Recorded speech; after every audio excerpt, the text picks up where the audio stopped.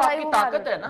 आप बिना बिल्कुल। बुमराह के अगर जीत सकते हो, आप बिना बुमराह के चैंपियंस ट्रॉफी जीत सकते हो, बिना बुमराह के अगर आप एजबास्टन यानी बर्मिंघम टेस्ट मैच जीत सकते हो, जहां आज तक हिंदुस्तान की कोई भी क्रिकेट टीम कोई टेस्ट मैच नहीं जीती जीती नहीं। है बुमराह के बगैर। अगर आप मतलब 35 रन डिफेंड कर सकते हो आखिरी दिन 4 विकेटों के साथ, दो फास्ट बॉलरों के साथ, 2 फास्ट बॉलर्स के साथ, तो ये आपकी ताकत है, ये आपकी क्रिकेट की ताकत है। हमें देखो, रोहित शर्मा और विराट कोहली अभी भी जो क्रिकेट जो लोग खेलकर आ रहे हैं इस सीरीज में जो खेले हैं, इन लोगों को भी अभी बहुत क्रिकेट खेलनी है और सक्सेसफुल होना है, तब जाके शायद से रोहित और विराट कोहली से आगे या उनके बराबर खड़े होंगे कहीं, ठीक है। बट टेस्ट सीरीज आप ड्रॉ कर कर आए हो। टेस्ट सीरीज इंडिया का ग्रेटेस्ट कप्तान टेस्ट में विराट कोहली।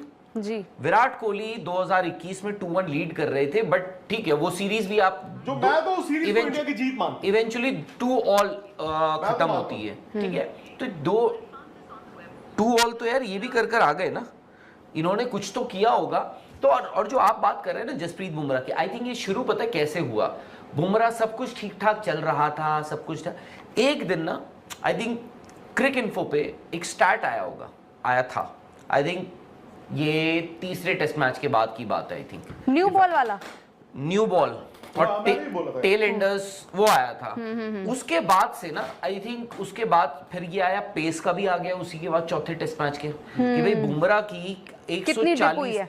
140 से ऊपर पहले टेस्ट मैच जो उन्होंने खेला उसमें कितनी बॉलें गिरी 140, फिर उसके बाद दूसरे टेस्ट मैच में कितनी गिरी, उसके बाद तीसरे में तो गिरी ही नहीं, वो सब चीजें।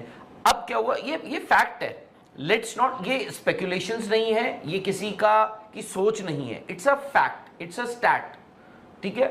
उसके बाद Mohammed Siraj delivers yet again.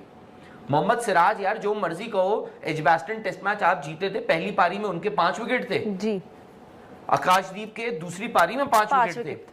उसके बाद ये टेस्ट मैच आप जो दूसरा टेस्ट मैच जीते हो उसमें मोहम्मद सिराज की 5 विकेटें हैं दूसरी पारी में, when it mattered the most. पहली में भी 4 है। When you had lost, by the way, और मैं ये नहीं कहूंगा when you had lost that game, वो बंदा तब आया है, वो बंदा तब आया है। सेम इंटेंसिटी के साथ सीरीज में 43 विकेटें हैं।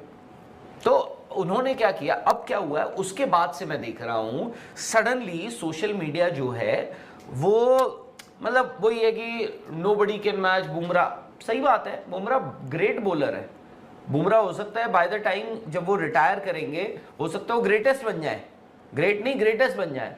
बट द फैक्ट इज कि मोहम्मद सिराज ने आपको इस सीरीज जो है बराबर करने में ही had the most important role amongst the bowlers. Yes, साफ सी बात है, नॉट बुमराह। बुरा मानो या सही मानो, मोहम्मद सिराज 5 के 5 टेस्ट मैच खेले हैं, नॉट जसप्रीत बुमराह।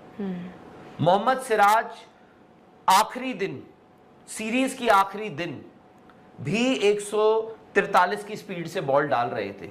अस्सलामुअलैकुम दोस्तों, जैसा कि आप जानते हैं आज हम बात करने वाले हैं India versus England third test match के बारे में, जिसमें इंग्लैंड ने पहले टॉस जीतकर बैटिंग का मुजाहरा किया और इसके साथ साथ 387 रन्स का टारगेट दिया और इंडिया ने इसमें बहुत अच्छी बॉलिंग की और जब इंडिया की बैटिंग आई तो इंडिया ने भी 387 रन्स बनाए और ये मैच बराबर हो गया। और इसके साथ साथ जब इंग्लैंड दोबारा बैटिंग पर आया तो इंग्लैंड ने इंडिया को 197 रन्स का टारगेट दिया और इसके साथ साथ इंग्लैंड ने जब इंडिया की बारी आई तो इंग्लैंड ने बॉलिंग भी बहुत अच्छी की और कुछ ही देर में इंडिया की 4 विकेटें हासिल कर लीं। इसके साथ साथ इंडिया का ये मैच जितना नामुमकिन नज़र आ रहा था और फिर इसमें शुभमन गिल और जैक क्रोली की फाइट हुई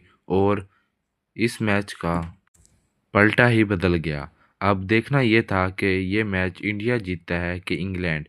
जब डे 5 शुरू हुआ तो इंडिया जब दोबारा बैटिंग पर आया तो रविंद्र जडेजा और मोहम्मद सिराज बैटिंग पर आए और उन लोगों ने कुछ देर बैटिंग को बढ़ाया और बैटिंग करते रहे और इसके बाद जब सिराज आउट हो गए और बुमराह आए और बुमराह ने भी अपनी बैटिंग दिखाई और 2 घंटे पिच पर खड़े रहे और ये मुजाहरा कर दिया कि मैं भी बैटिंग कर सकता हूँ। इसके साथ साथ इंग्लैंड ने इंडिया को 197 रन्स का टारगेट दिया था, वो नामुमकिन नज़र आ रहा था क्योंकि इंडिया की कुछ विकेट्स अभी पड़ी थीं और इंडिया को सिर्फ 50 रन चाहिए थे। और फिर इसके बाद इंग्लैंड ने अपनी बॉलिंग तब्दील की और बॉलिंग तब्दील करते ही इंडिया की 2 विकेट्स और हासिल कर लीं। अब इंग्लैंड का ये मैच जीतना बहुत आसान हो गया था। और फिर जब इसके बाद मोहम्मद सिराज और बुमराह बैटिंग पर आए तो उन्होंने मैच को 50-50 कर दिया। और जब बुमराह आउट हुए और इसके बाद जब मोहम्मद सिराज बैटिंग कर रहे थे कि इनसे थोड़ी-सी गलती हुई जिसकी वजह से ये स्टंप्स आउट हो गए। क्योंकि इंडिया को सिर्फ 22 रन चाहिए थे। इसके साथ-साथ अब देखना ये था कि ये मैच कौन जीतता है।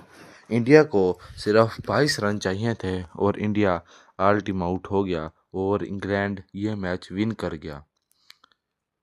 देखा जाए तो इंडिया 22 रन से हारा है। ये हार कोई इतनी बड़ी हार नहीं है। अब देखना है कि ये सीरीज़ कौन जीतता है। अभी 2 टेस्ट मैच बाकी रहते हैं। अब देखना ये है ये टेस्ट सीरीज़ का विनर कौन होता है। अगर दोस्तों आपको आज की हमारी वीडियो पसंद आई हो तो लाइक करें, सब्सक्राइब करें और प्यारा सा कमेंट करें और आगे अपने दोस्तों को शेयर करें। Thank you.